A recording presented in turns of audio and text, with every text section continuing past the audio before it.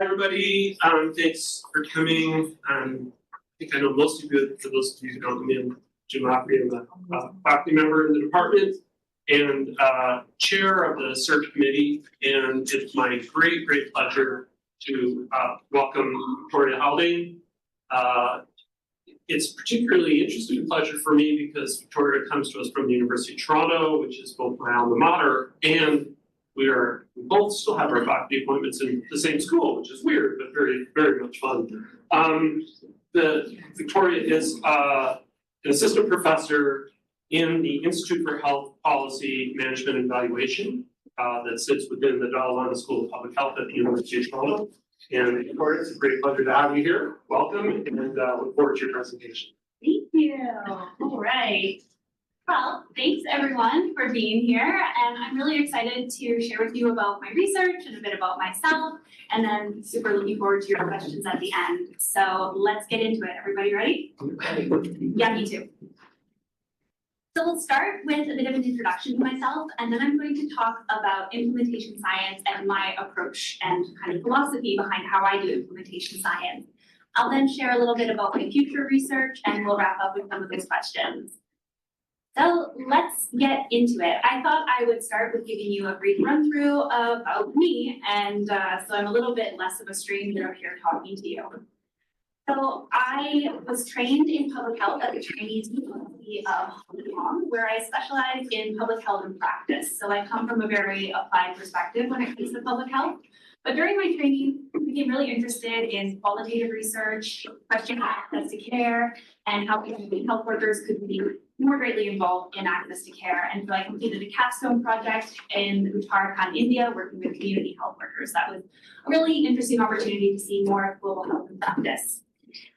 After graduation, I moved to Singapore, where I worked for several years as a health systems, policies, and services researcher, and I gained applied intervention evaluation experience working with both the National University of Singapore and Duke NUS Graduate Medical School. But during this time, I was developing my methods, I was really getting into it, and my supervisor said, you need to go do a PhD. You definitely would benefit from more training and expanding your worldview. And I went, okay, that sounds good. So that's what I did. I went to University of Toronto and I did my PhD in health services research at the Institute of Health Policy Management and Evaluation. And my work there continued to have a focus on Asia. So my PhD work was done on a tuberculosis intervention that took place in Tibet, so a very rural and remote area of China. And after graduating, I now continue to stay on as a status-only faculty member in health systems leadership and innovation, where I get to train and work with some really folks doing cool work at the kind of clinical public health interface. And as I was doing that, I also gained some experience holding the pen on various reports for global organizations. So I worked in the Epidemic and Pandemic Prevention and Preparedness Department at the WHO, and I worked on UHC and health and longevity agendas in Latin America and the Caribbean with the World Bank. So kind of really getting those two sides of the global health puzzle, the institutions that shape global health governance, as well as the applied research to tackle global health questions in communities. Now, beyond kind of the CV highlights, as I've gone along, I've identified some of my favorite global health things that I want to share with you to let you know a little bit more about who I am as a researcher, but also who I am as a person. So let's dive in. I'm really big about building and supporting communities of practice. I think it's really cool the creative capacity we have when we connect with each other and support each other to learn and grow. So during my graduate studies at U of T, I co-founded a group called Emerging Leaders for Environmental Healthcare, which is a complete mouthful, as is the tradition in global health naming things.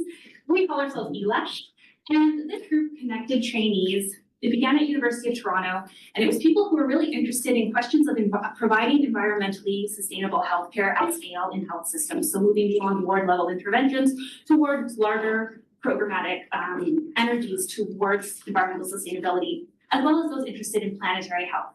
Now this group grew and formalized, and now has become institutionalized as a summer institute on sustainable health systems that is supported by organizations across Canada.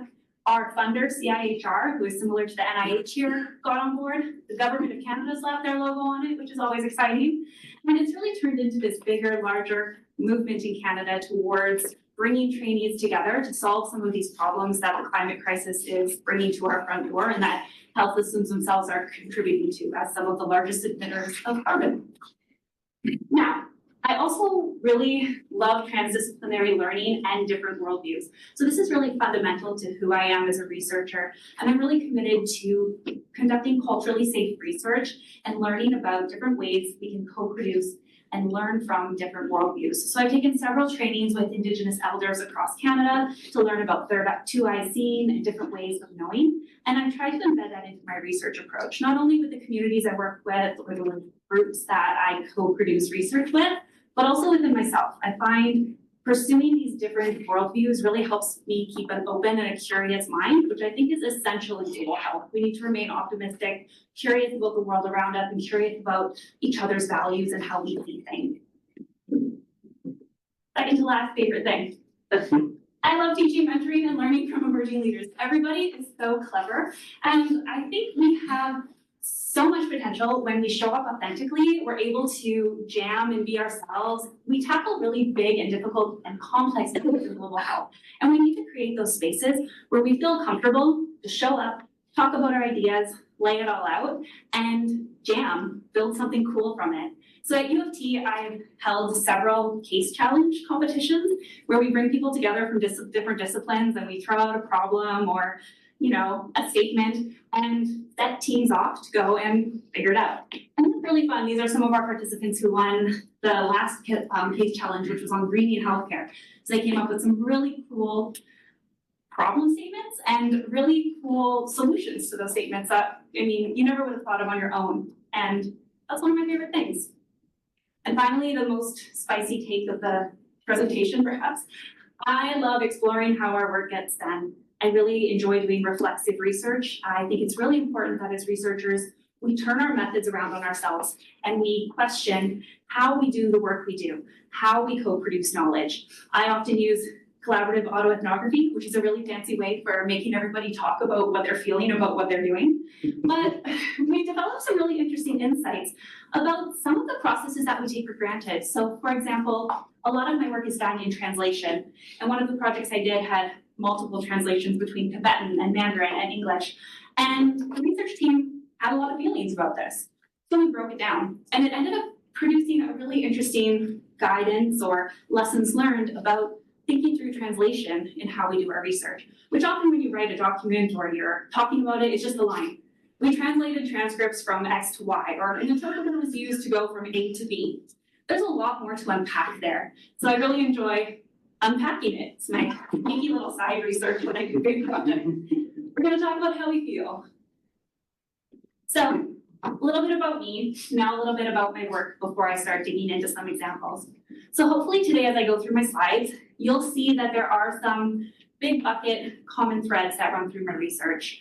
The first being health systems resilient, and what does it mean to be a resilient health system? What does it mean to be resilient at the most local levels of care? I'm really interested in equitable access to high quality healthcare. So how do we access the care we need when we need it from providers that we accept to provide us with high quality care? I'm interested in community health workforce strengthening. And most relevant today is implementation science to explore impact and complexity, specifically at that intersection of health and development. Okay, let's get into it. So, just so that we're all on the same page, because I think sometimes we can have different conceptions of what implementation science is. What is implementation science? That could be the title of a course. But when I'm talking about implementation science today, I'm really talking about the scientific study of methods to promote the systematic uptake of research findings and evidence-based practices into routine practice. So how do we close those no-do gaps? I'm really interested in implementation science to help us understand what works, what doesn't, for who, and why. So you'll see that throughout my presentation as a framing for us to understand what are the key ingredients, what actually makes an intervention work. And why we do implementation science, for the purposes of this discussion, will be to promote program scale-up and sustainability. We don't want a landscape of pilot projects that don't go anywhere, even if they have robust evidence. We want to ensure implementation science can lead to some sort of scale so that all the good things that we know can happen in communities can happen for all communities. And I love this slide just because sometimes implementation science is seen as happening, where am I? Kind of at this side, like, okay, implementation, we're gonna evaluate process effectiveness and cost. But I pop up a lot earlier in the process, and I bring an implementation science lens starting at needs assessment and situational analyses, so that you're kind of starting with the end at the beginning. I think implementation science is really important in developing programs so that we are considering the constructs that we are implementing all the way through. And then of course, evaluations of process effectiveness and cost, I love it. And when I think through my philosophy towards implementation science and to guide the examples that I'm going to dig into, I really have 3 key signposts that I always come back to in my research. And the first is that context matters, from the global to the local. And I see context as multifaceted and very large, and I also see context as multifaceted and quite small. So when I talk about context, I'm talking, and what a beautiful quote, a constellation of active intervening variables. But we're really talking about that constellation of things that surround a particular implementation effort. So I kind of like to put some parameters around context because again, what is context? Another great problem statement. My second signpost is the firm belief in centering lived experiences in complex interventions. And that lived experiences are knowledge based on someone's perspective, their personal identity and history, moving beyond their professional or educational experience. So really centering the user and the people who deliver these interventions and using that at different points of on the implementation cycle. And finally, my third signpost that will guide our conversation today is about identifying and evaluating intervention adaptations.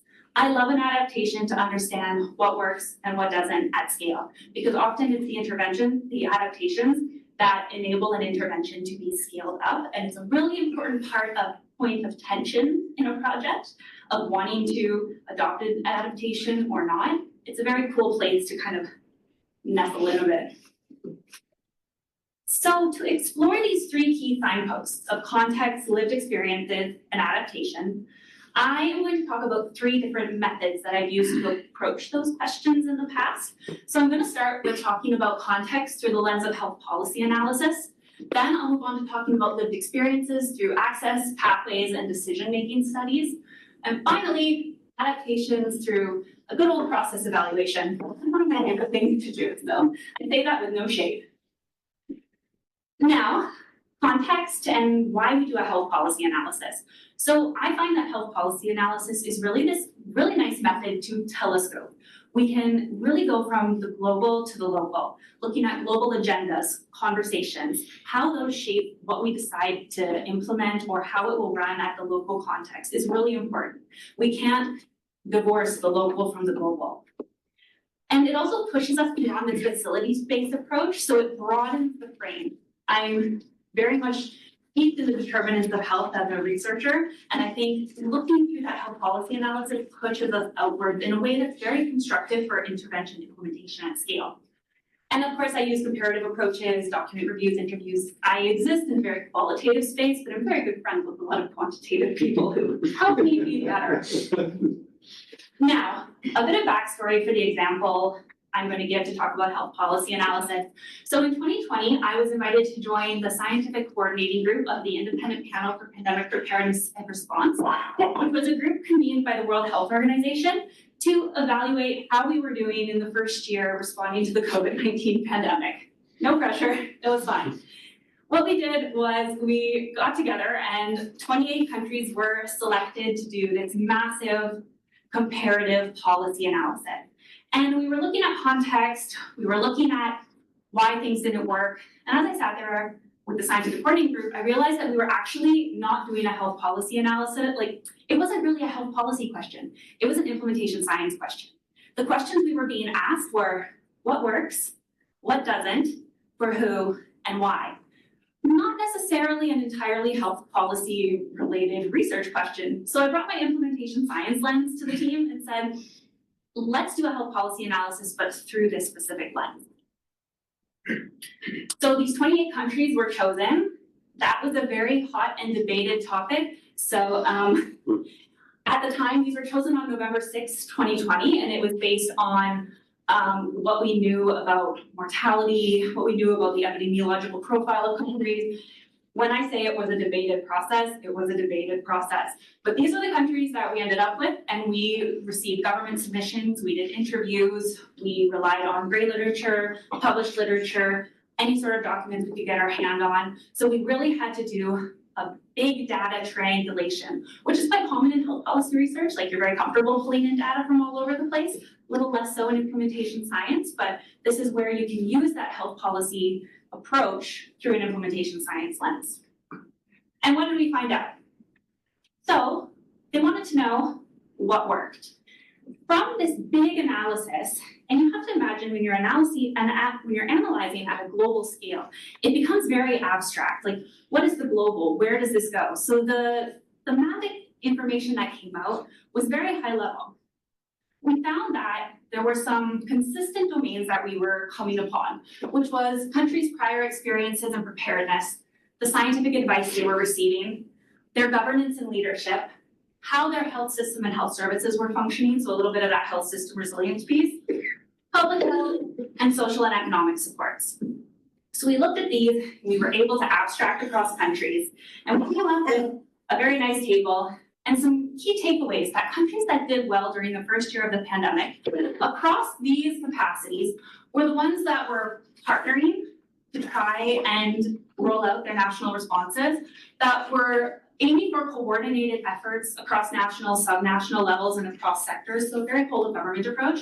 They were developing and strengthening their pandemic preparedness and pandemic response capacities as they went. So I'll turn your attention to the public health. I know it's really tiny. I took it right from the paper because I was like, oh, beautiful table. The public health, what was going well, is our core foundational public health elements during a pandemic. We had proactive testing and contact tracing strategies, which is a key component of public health, especially if you're from the tuberculosis world or infectious disease world. Quarantine and isolation, active surveillance mechanism. It all sounds like very foundational public health to me. And of course, some community engagement, especially in high-risk areas for setting. That's a vibey ring going. Ken's gonna start dancing in a second. I was like, oh. That's for the active surveillance.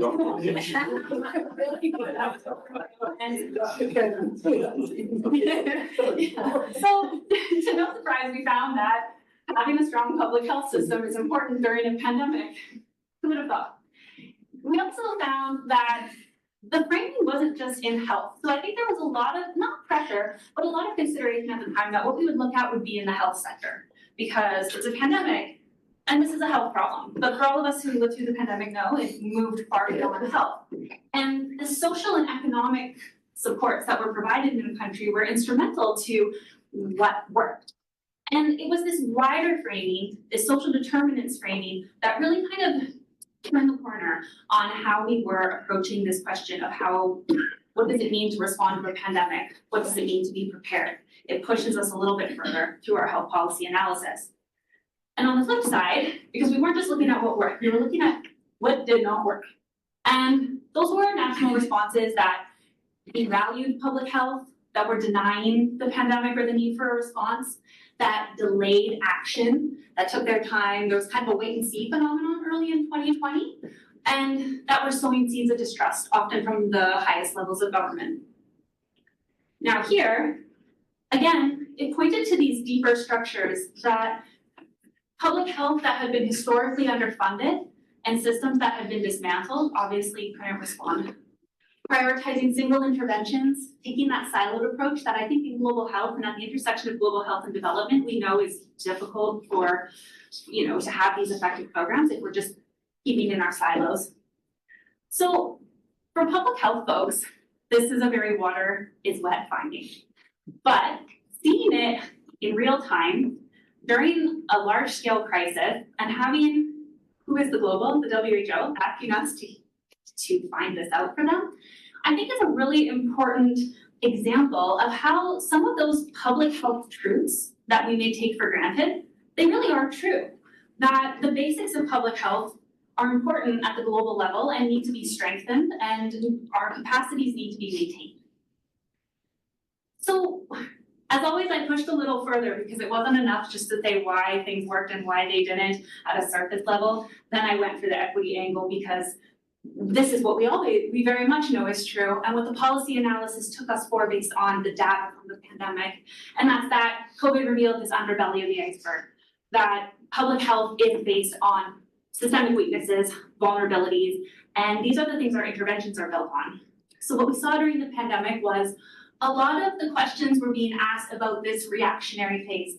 We used the image of the iceberg and that it was the immediate reactions, the plans that were put into place, were they acting on those immediate proactive and precautionary responses. But why did a national response work or didn't? It didn't live up here. That was just the initial reaction.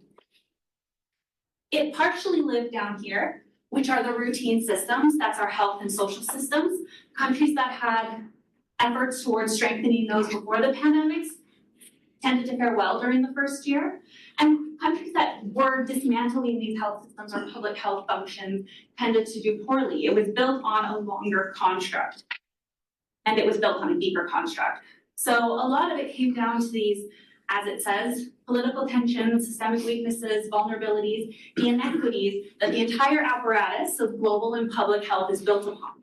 And when we're asking questions of why did a pandemic response work at a national level? Why did this happen? Why were outcomes different than predicted? Why did countries that score high on the JEE have poor results, or sorry, joint evaluation by WHO? It was happening down here.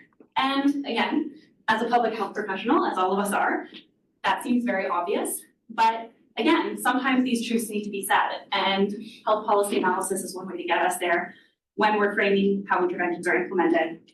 So if you want to read more about this work, we published it in a few different journals. So there's a really interesting compendium of knowledge around there that came out of the independent panel. It was presented at the World Health Assembly. It's formed part of the recommendations that inform the WHO HEPR approach, which is how the WHO is framing pandemic preparedness and response. And it's informed the World Bank report on building resilient health systems. So I always laugh because sometimes I feel like our results feel, like I said, a little bit water is wet, but sometimes those results are needed to show that the problems we've been talking about in public health since the handle was ripped off the pump by Jon Snow are the problems that we face today. So few more little slides on health policy analysis, because oh, it's great, Victoria. It's a very big picture, like, okay, cool, you told us that there's inequality. But during the same time, I was working with an NGO in the Philippines, doing some research with them, and it really shows, this became like the flip side of the coin for me, of how these global policies are acted out at the local level. So this NGO really became frontline in providing support and care in communities during the pandemic. They serve over 2 million people, closer to 3 million people who are extremely impoverished and have very tenuous links to healthcare. So they became the farthest reaches of the health system. And they didn't know what to do during a pandemic and how to provide care in communities. So they really wanted some contextual guidance on how, basically infection prevention and control guidance, but for them reaching communities. So contextualizing it really required an understanding of health policy. We needed to understand how health policy was playing out at the national and subnational level. And some of these big conversations from the global health work with the panel informed our approach to this work. So we use public health policies and those core public health functions as a lens to explore experiences. And what did we find? We found that, okay, all of the evidence said, wow, PPE was highly contested. So I'll frame that. It was 2020 when this was a spicy topic too. But I would just say that the guidance that was given included knowledge of PPE, being able to use PPE and access to it. But PPE was really feared in communities. So the policy was one thing, but the practice or the policy at the most local level became another, because they didn't want people entering communities that were wearing PPE or be seen to wearing a mask. They were afraid of the virus itself, but they were also afraid of the public health policies. If you tested positive, you were put into an isolation facility. And there wasn't a lot of communication going on around what that meant. So you can kind of see how, okay, great, we have this policy, but when it's really when it becomes manifest in communities, it has a very different tenor to it. So the NGO needed to understand how, yes, you have to protect your health workers, but it does relate to fears in communities, and how do we address those fears? There was support for access to diagnostic testing, so to cross borders in the Philippines, even internally, you often needed to show proof of a negative COVID test, but nobody wanted to get a COVID test. There was stigma against having even been tested. Some of the NGO workers reported that their neighbors would gossip about them or not want them near them just because they had taken a COVID-19 test, even if it turned out negative. So again, a big public health policy, you have to get tested to cross the border. When it's actually manifest, there's stigma that you have to address. It's not just so black and white. And people framed it as a very traumatic event. And then finally, quarantine or isolation.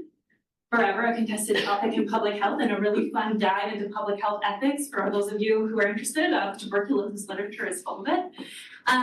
You need to provide support. So this is again where that social determinants lens came in. And they had to recognize how the NGO is feeling the tension between fear and care. They wanted to provide care, but there was fear. And the fear wasn't only about getting infected. It was about, if I have to isolate, I can't buy groceries for my family, I can't pay rent, what's gonna happen? So when we look at implementation at the most local level, it really becomes this complex thing, and you can see how stigma evolves, and health policy analysis helps us get towards that by framing the larger dialogue that this is all a part of, that some of these roots do connect to the policy decisions we're making at higher levels.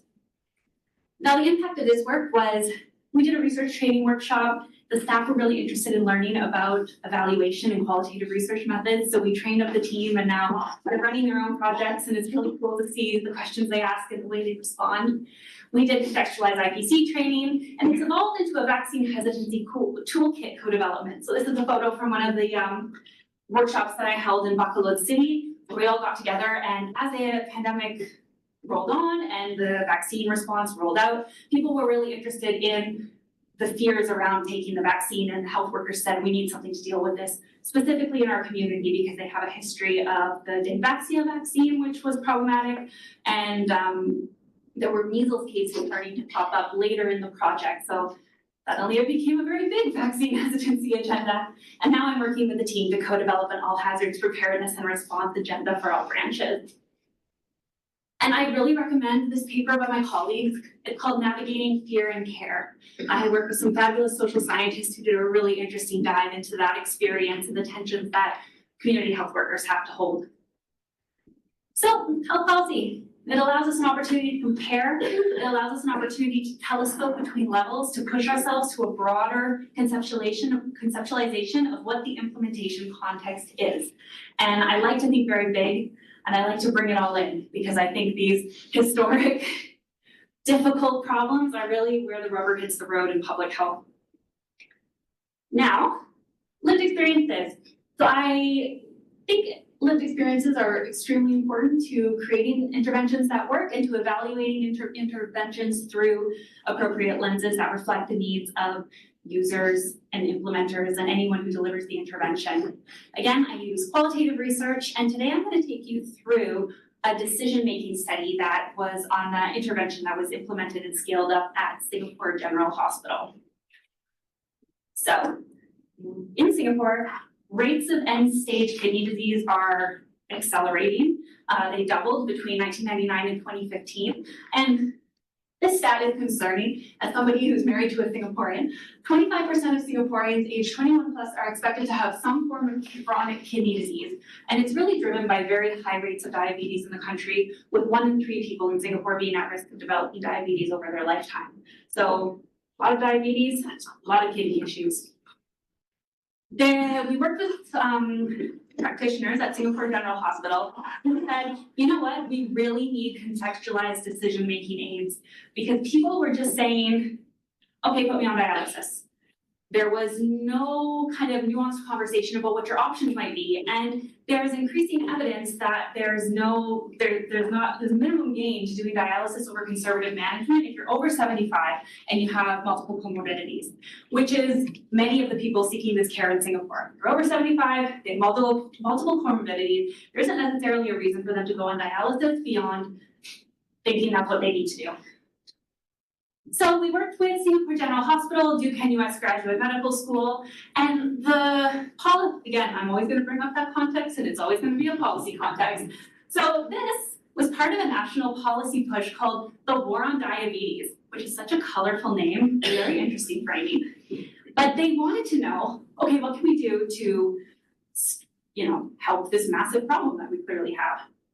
So for this work, I mentored and worked with a team of really amazing junior researchers who ran the qualitative study with me, and we interviewed 23 patients and caregivers, and the interviews were done in Mandarin, English, Teochew, Hokkien. We really opened up the linguistic side of the study, because it's a really cool thing to kind of work with. And they explored what are the factors that shape decision making.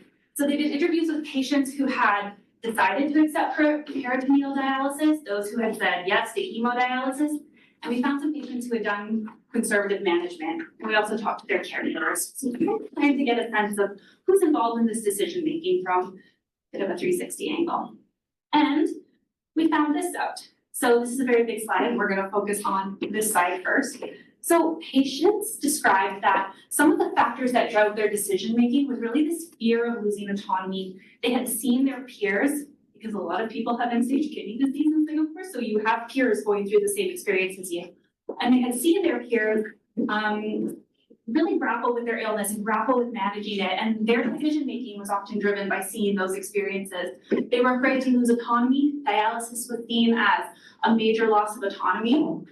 They didn't want to be a financial burden. So Singapore has national health insurance schemes, but some things are a little out of coverage, supplies might not be covered. So they didn't want to be a burden on their family. But that was not only financial, but also emotional and physical. Patients were really reluctant to impose that burden on their family.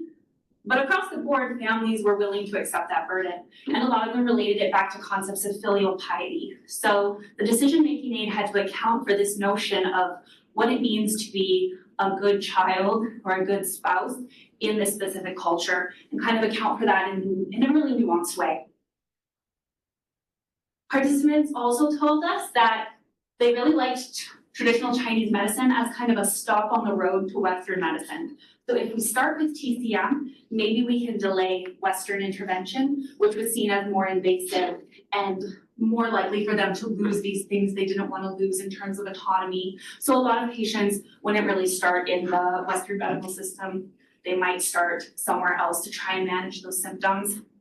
And of course, patients' decisions to take dialysis or not were informed by their symptoms and disease progression, which makes sense. If you're sick and you're feeling really bad, you want something that's going to fix it right now.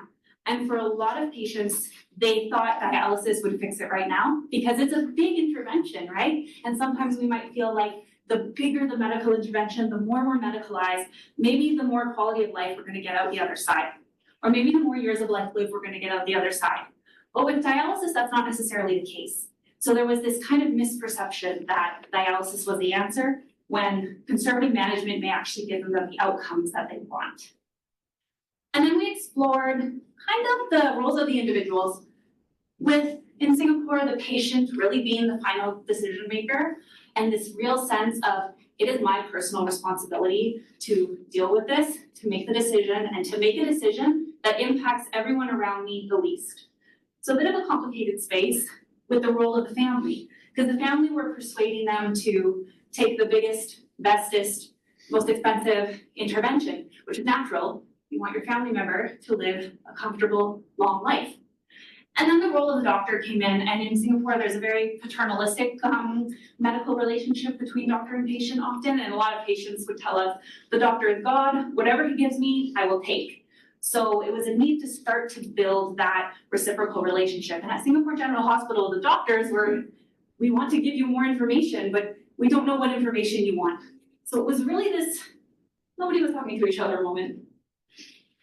Now, our analysis highlighted some really important factors for the patient decision made. We gave information on their views on quality of life, financial costs, perceived pain and suffering, and some of those other kind of more health system-y aspects of where they were going. So would they go into TCM first, or would they go elsewhere? How does a patient decision aid kind of work with that? Now, this is a busy slide, but this is where it went. So we started here, and this study was really grounded in that patient experience of having moved through the system. And based on that, the team developed the patient decision aid, pilot tested it, went back to patients, rolled it out, had their advisory board, and what they found was everybody loved it. People really liked being included in and seeing themselves reflected in the decisions that they had to make. So then they made the final PDA, and now this has been, I'll show you a bit about the PDA after, but this has been scaled up and it's now being used in Singapore General Hospital for all of their renal counseling and at some of their, what's it called? Satellite sites and other clinics. So it's really cool to kind of see what started as a conversation and what started as a, hey, I wonder how people are making these decisions, turn into something that's used at scale. So participants really emphasized to us that they wanted to see their peers. They wanted to see other people who had had to face this decision and see visual examples and videos of people talking through those decisions. So a big part of the decision aid was these testimonials, and it was people who had made different decisions for different reasons. And I think this shows how if you embed that lived experience in the intervention design, it comes out in the intervention outcomes. That lived experience, that people-centricness can flow through your intervention and through your evaluation. So I think it's a really powerful lens. More so, people said, okay, I don't just want videos, I need to sit and reflect. I need to take a minute and think. Relatable. So they came up with this Your Kidneys, Your Plan, which really broke things down into some of those factors you want to think about and how those might play out across different types of treatment decisions that you're making. And finally, for those of us who may not know our emotions so well, like sometimes it's hard to name a feeling, or I don't know what's important to me maybe sometimes when faced with a really big decision. So they had some little quizzes. It reminds me of being a teenager and having quizzes in magazines. I have just aged myself, but that's how I felt. And so it talks about, do you prefer a treatment that has the smallest impact on your lifestyle or gives you the longest possible survival? Which are really heavy questions, but it kind of creates a structured way to give yourself a bit of space to work through that. So patients really appreciated, I think really appreciated scale. I'm gonna say that. But no, I think it's just a nice way, once again, to kind of think really multifacetedly about the different ways that when people are making decisions, you can help that along the way through an intervention. So you can read more about the decision making, and then I think there's more coming out from this. It's just describes it. There should be more results coming out that talk about it being scaled up. But I just wanted to share that with you as a really just an example to show how that lived experience lens is so essential in implementation science and how it can be a thread that moves throughout the project.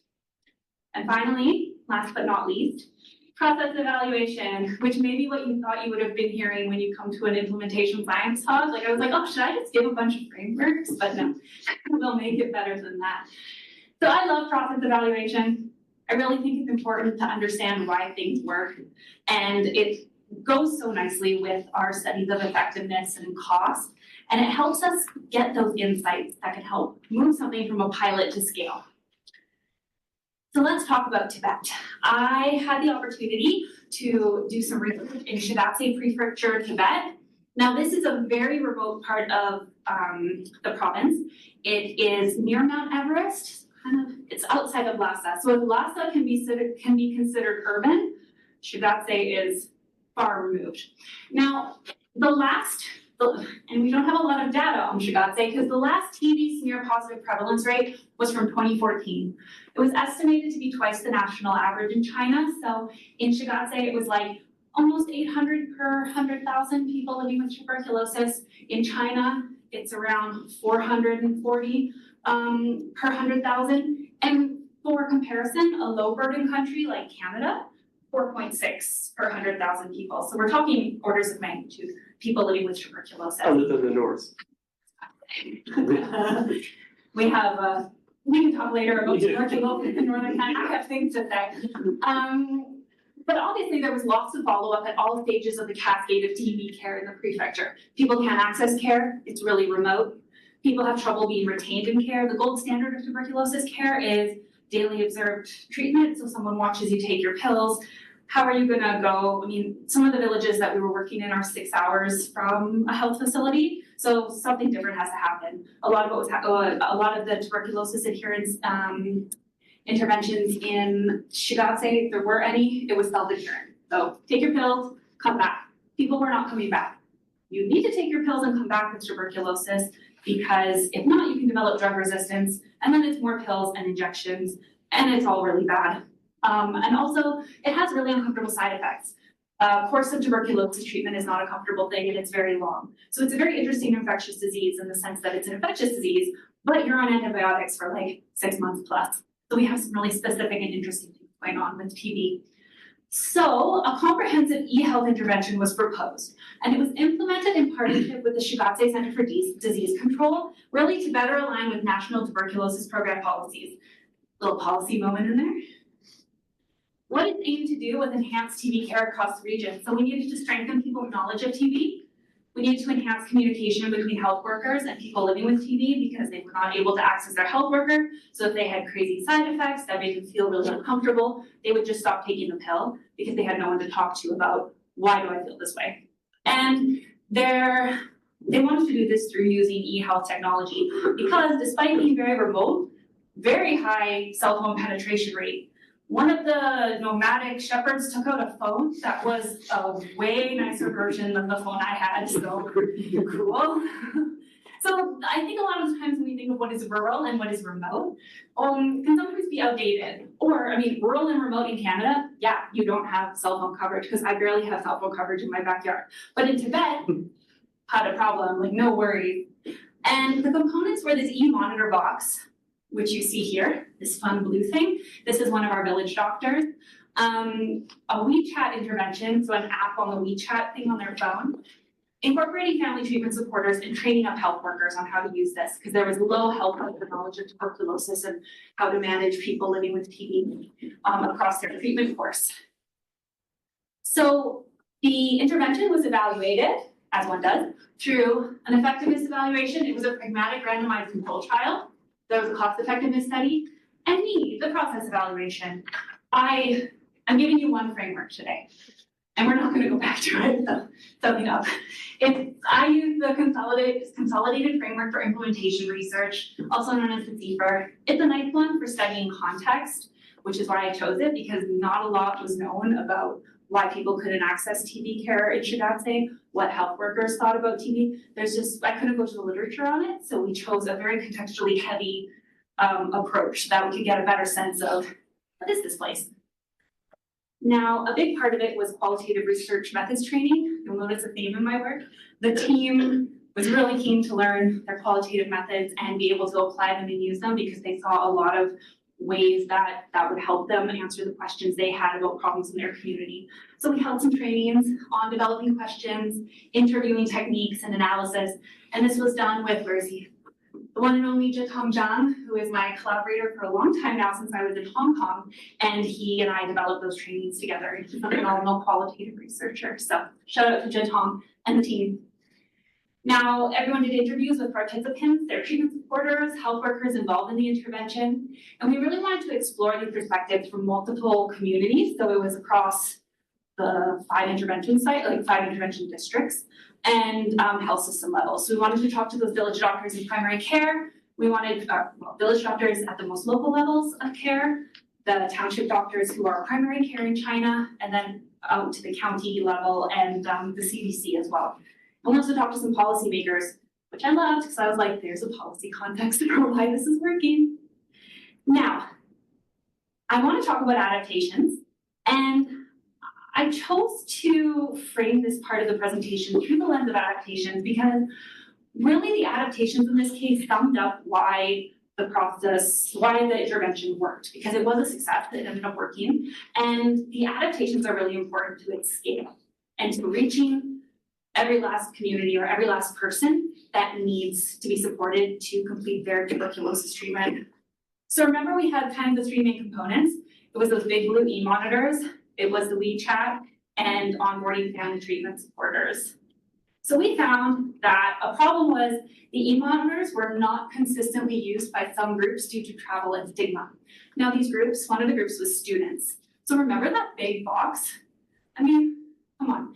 You're gonna bring that big box to your dorm in the mainland when you go to school with people who don't speak your language, and it's gonna beep at you? Like, get out of here. So for me, that was one that I was like, just wait till we get a student in this cohort. I can tell you they're absolutely, and of course they didn't.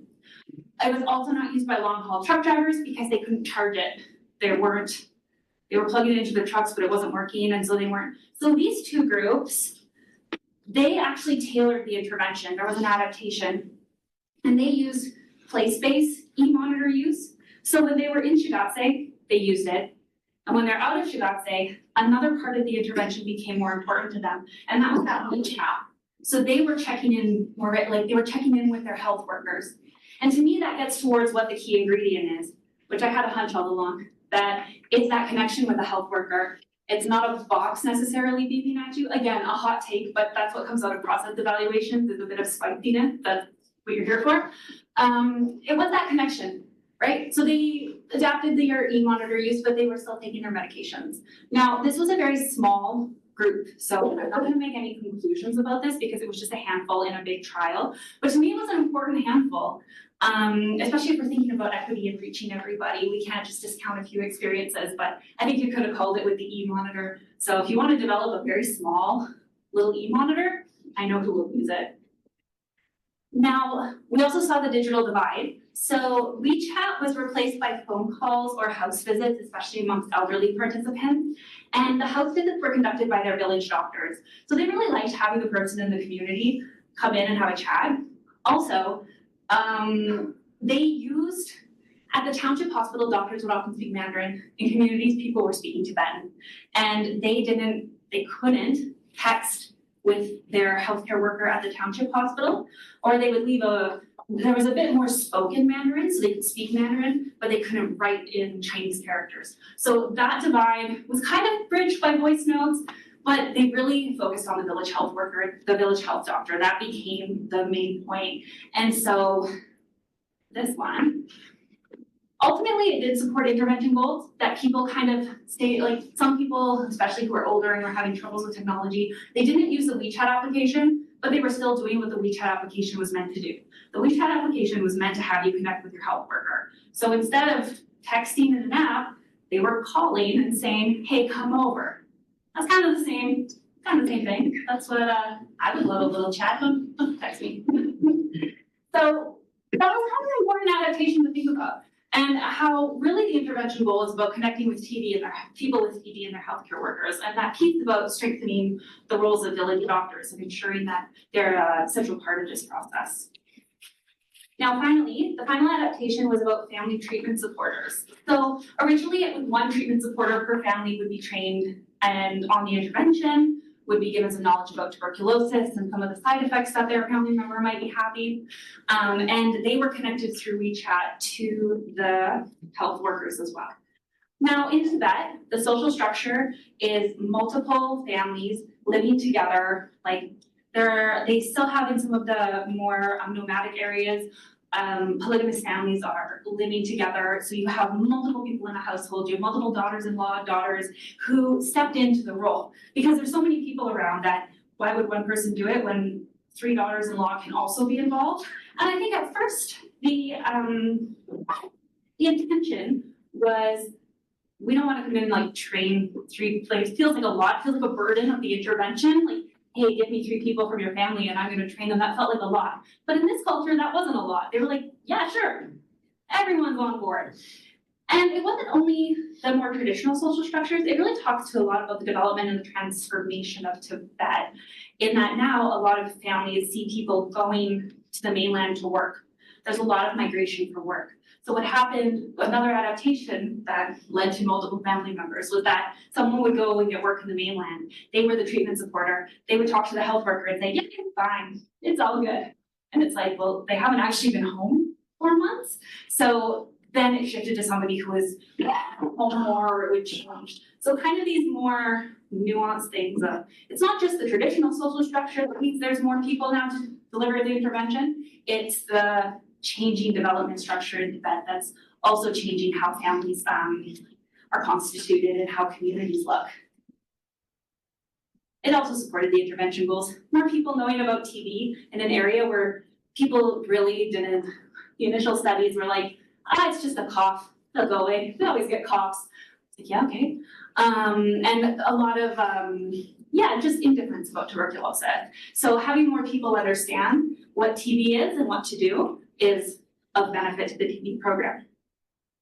So we found that the intervention was flexible, it was acceptable, really highlighted that context matters, and you can use context as a way to understand what supports intervention goals and what undermines them. So it's a nice framing to understand why is this working, what parts, what are those key ingredients, right? And we identified adaptations that allowed it to be tailored a bit, which is always good for scale. So this was the first large scale RCT to show a positive impact of e-monitors on Tibet treatment outcomes. You can get all into the fun numbers. It was recently published in the Lancet.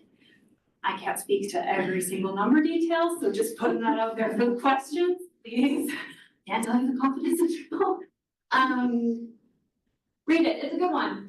But importantly, this is where you can read about it, but to me, this is the impact. That the intervention was scaled up across Shigatse Prefecture, and there's been significant government investment towards its scale and sustainability, and towards considering how it can strengthen a broader program of tuberculosis management in the region.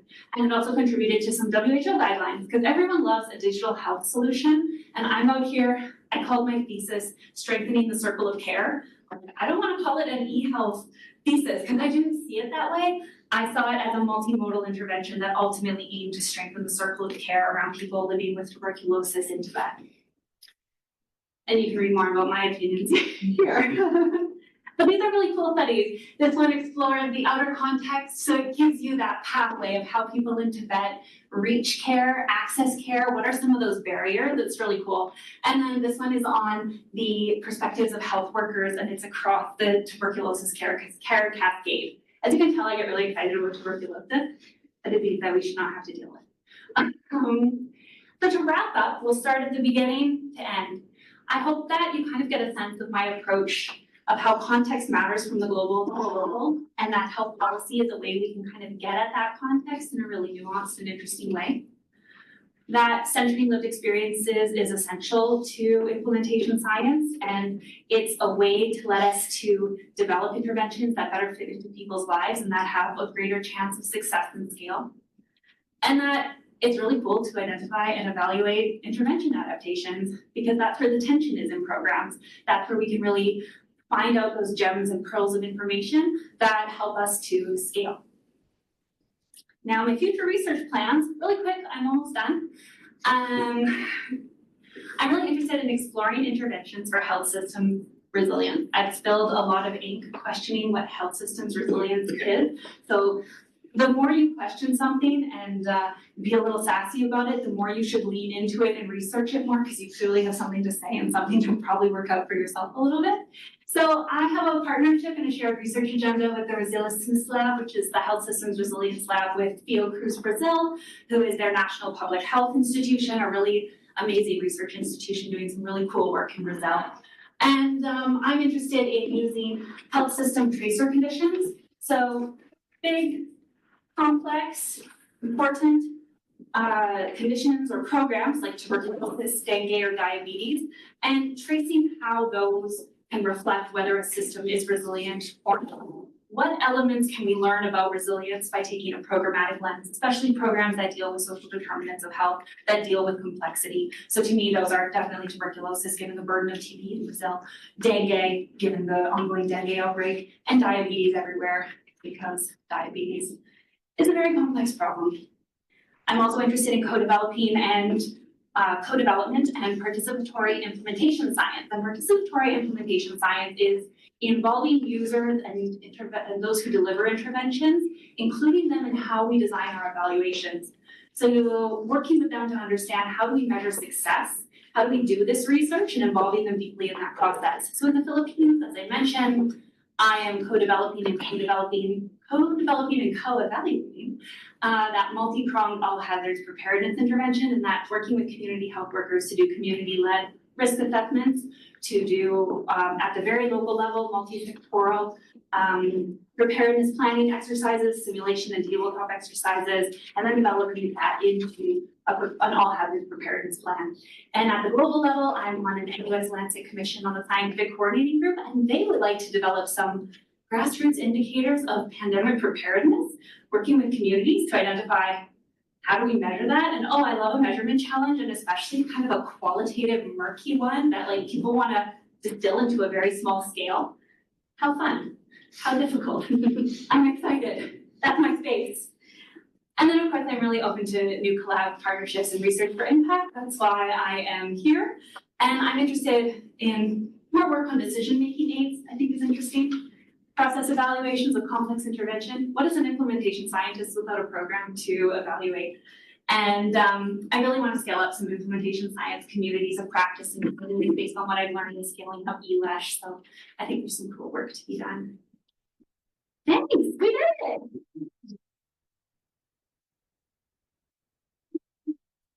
Thank you, Victoria. So very rich. So we don't have a ton of time left on the clock, although we do, the schedule says 1:15. So if anyone is able or willing to stay for a bit for some questions, Right. open it up. If not, maybe we have time for like one. Sorry, I talk forever. I get excited. There are worse problems. Yeah. Yeah. Maybe let me ask something then, while people also have to go and teach. Yeah. So, No, thanks for coming. yeah. So I want to go back to your WHO study.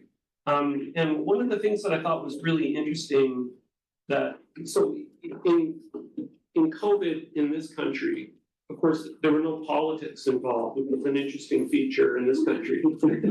Very agnostic. That was another analysis. Yeah, but one of the things that I kind of learned about as a relative newcomer still at that point was just how elaborate and fragmented the public health authority structure is. I mean, there are something on the order of like 2,200 separate public health authorities at the federal, state, county, and tribal levels. And so really great sort of laboratories for innovation around those problems, like in your point about local contextual innovation. Yeah. But the worst possible design for a system to drive those innovations into scale and brought, into a kind of agreed broad. I guess it's just an observation. I was interested that didn't show up either as a strength or a weakness on the table about the way that the public health authorities are actually designed and structured as kind of vehicles, I think, for moving these things into the world. So just any thoughts about that? Absolutely. No, it resonates really deeply for me, having worked with the Public Health Agency of Canada and seeing how at the national level in Canada, there is not as much power as if you are in a provincial public health authority because of this structure where the national is actually quite removed from the provincial level. And I think, to your point, that got subsumed under the complexity. That same tension was replicated throughout systems and throughout decision making. So it definitely came up in our analysis that there are these categorized across those different components. Exactly. So I think it was something that became subsumed under that coordination and feeding, and partially the scientific decision making. So looking at some of those structures of how that evidence was then pushed up to who was making bigger policy decisions. And if those policy decisions were at the state or the provincial level, then I think as the commission on the independent panel in general, there was always this tension between how do we wrap our heads around countries that are decentralized or that have such strong state or provincial powers. And it all got subsumed under this national, subnational processes. I think in the time we had to do the analysis and dig into it, that was an area that was difficult to touch because it opens that box of governance and box of how do we frame a problem and how do we frame a system. Again, the question is, what is a system and where does it begin and end? So yeah, no, it didn't end up in the final table in that way, but the shades and tones of it are there in this idea of how is countries that had strengths in terms of coordination to then get that evidence to who is making larger decisions.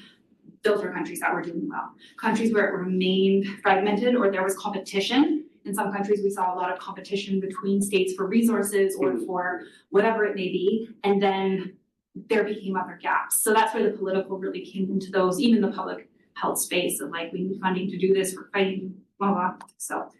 Yeah. It's there in the shadows. No, really interesting, and I think, from, like, Deb and I are teaching this new course in our MPH curriculum on health systems and social justice, and I think helping students understand the complexity of the systems, we're still not attaching it to implementation science very explicitly. So I think it was really helpful to sort of see, wow, you've got to make those connections to broader policy and implementation goals. So thank you. It's been helpful for me, at least. I don't know for others.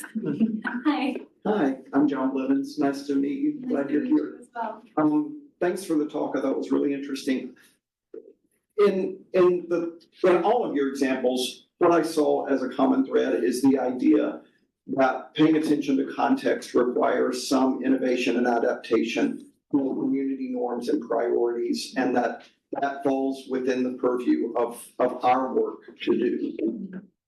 One of the things that often seems really difficult to me in doing that is if we think of kind of cultural norms and practices and priorities that inform the way people have a kind of taken for granted way of thinking about a health topic and whatever we're there to work on. In our world, if we can find in a Venn diagram the intersection between those two worlds, everything's hunky-dory. Yeah. But what happens if something that is really important and a priority for local communities doesn't intersect with the kind of received evidence that we have from our research and our work?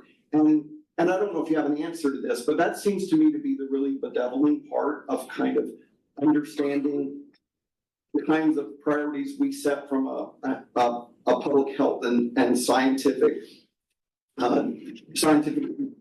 research generated evidence base to inform our practices and communities' practices. And I wonder if you have any wisdom around how in real life practice you negotiate when those two worlds don't intersect. No, that's a fabulous reflection. I don't know if I have any words of wisdom to report back other than the slow process of working with people and understanding where those points of intersection may be closer rather than further away. But your reflection really resonates with me, primarily for this grassroots indicator panel of pandemic preparedness, because I have a hunch that what communities think is important may differ from what evidence is. And part of the reason why I'm quite excited about the work is to explore that very space, because I reckon there's a gap that maybe we're not quite appreciating. And it's a gap that I'm very invested in. I think a lot of public health and global health work is that slow process of meeting where we can meet and finding where we can find and the toeholds that we can develop with communities to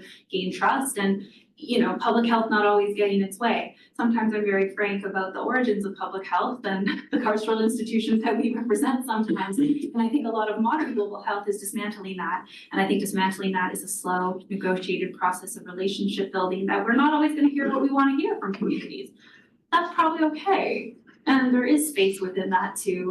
That's not a great answer other than like, we just gotta hang out longer and vibe. And let me just say, I realized in asking the question, it's an almost unanswerable question. So I'm glad you didn't take on the challenge. And I was trying to provide the perfect answer, response as an answer, as much as an engagement. Yeah. Maybe we'll talk one-on-one later, but I often feel like I'm not sure we're dismantling those carceral institutions as much as kind of recreating them in new forms. Yeah, And we got time though.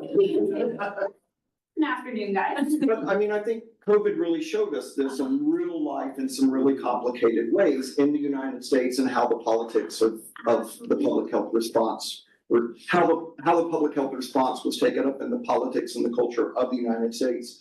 We're just in a collective very bad mood at the moment, and we saw that playing out in 2020.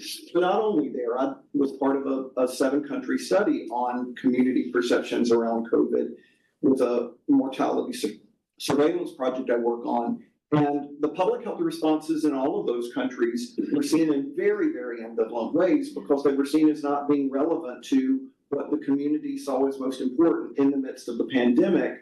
And it seems we just didn't find that kind of intersection in most contexts around lessons learned coming out of COVID, much less COVID in real time. Completely agree. We learned nothing from Ebola 2014 is because all of, I mean, and this is the frustration of public health sometimes is knowing what needs to be done, and it's not done, and then it gets me questioning whether we know what needs to be done. It's a chicken and an egg problem, but yeah, everything you said I completely resonate with, and especially doing that comparative analysis, we did see that it was, yeah, the ambivalence was really there, and I think we all felt it personally with the changing policies and practices. I mean, in Canada, at least I was in Toronto at the time, and our mayor had one perspective.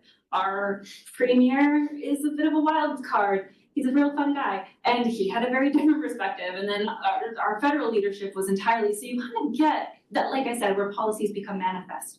And I think the pandemic was a really interesting time of where we felt public health policy in a way that you don't feel in your day-to-day life. And I think this is me also coming from the tuberculosis research world, where feeling the heavy hand of public health is baked into tuberculosis research. It's quarantine, it's forced isolation, it's one of the few that we have like notifiable communicable diseases. And it's a lens that I bring with me to my other research though, in framing public and global health, not as a agnostic, entirely altruistic function, but there are tensions that we as global health and public health researchers do need to navigate in these spaces in subtle ways. Like it's not always so obvious, but it's one of those things that it's good to be mindful of as you enter these spaces. It's why I go on about policies all the time, because if you start to trace the policies back, it is wild. Communities have memories of that. So, wow. gotta stop me, I'll keep going. Hey. Bob and Archie, so we'll be talking later, and Yeah. a couple other things that I want to talk to you about that all center around that idea of, a finding being a water is wet finding. And I've published my own versions of that, and we can talk about that later. But I think that there's something that goes hand in hand with that.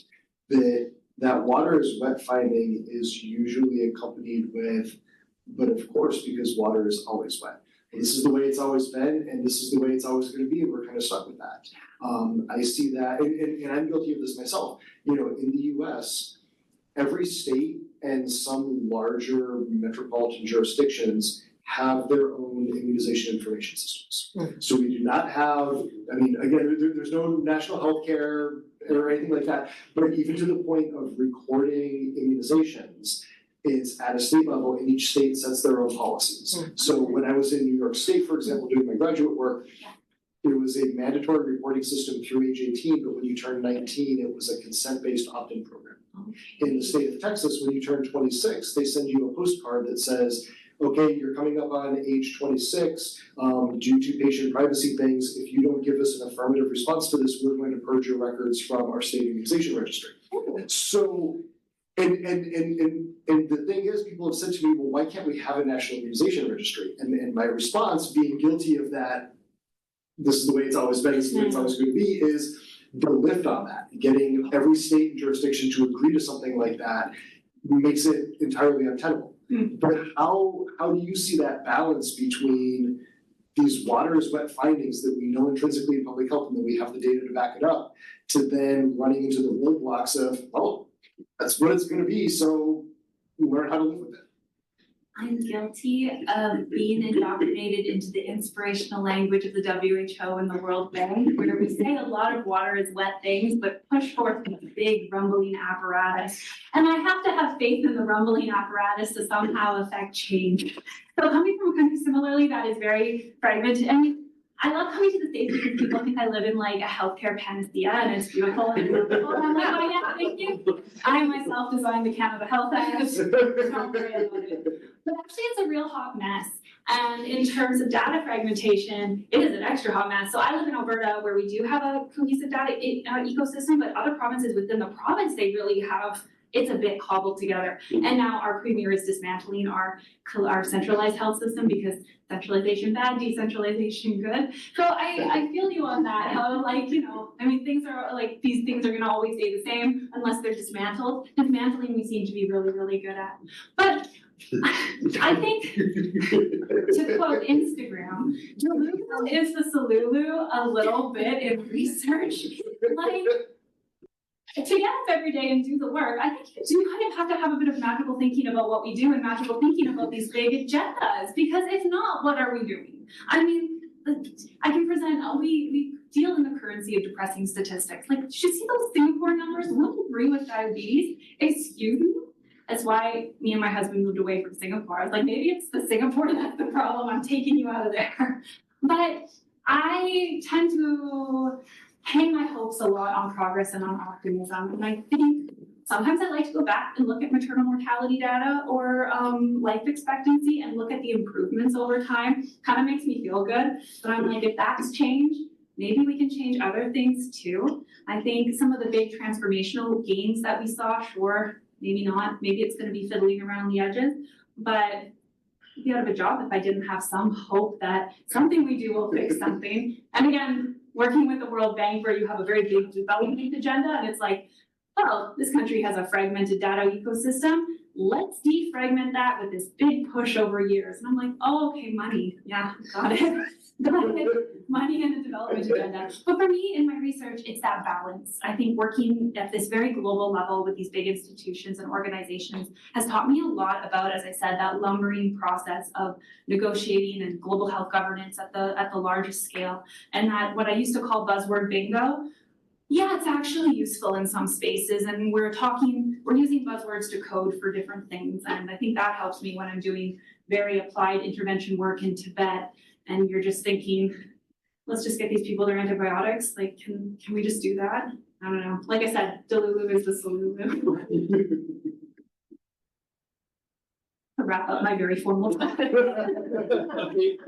of my favorite papers that I use with teaching is like, and I love it because it's not even a full page Lancet paper, it's sort of like 3/4 page, but it's by Marchessin. Okay. And he's talking about, Jeremy Bentham and his idea about human rights, about, Bentham said that a human right must be the child of the law, so that you can't have a right. The concept of a right doesn't really have any meaning unless it derives from some law that's been enacted by, a legitimate government.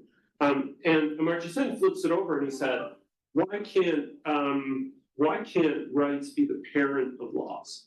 Why can't it be that the ideas that we're in pursuit of, why can't it be that they can help us kind of generate new ways of thinking, new policies, new laws, which I think is really, really aspirational. But what I liked about your work is that you kind of start with an appreciation of the complexity of those systems. I mean, often we don't, and we don't need to be scientists. We're not trained that way. We don't train our students that way. And I think to kind of take that idea that these ideas can be generative and can help us move forward, we have to integrate better. We have to have better understanding about the politics, about the economics, the financing, the systems, the way they're designed, the way they function, including all of their weaknesses, in order to know where we're able to push and where our new findings, new evidence can maybe be useful. Absolutely. I wasn't expecting to be opening, but damn it. Well, Victoria, thank you so much.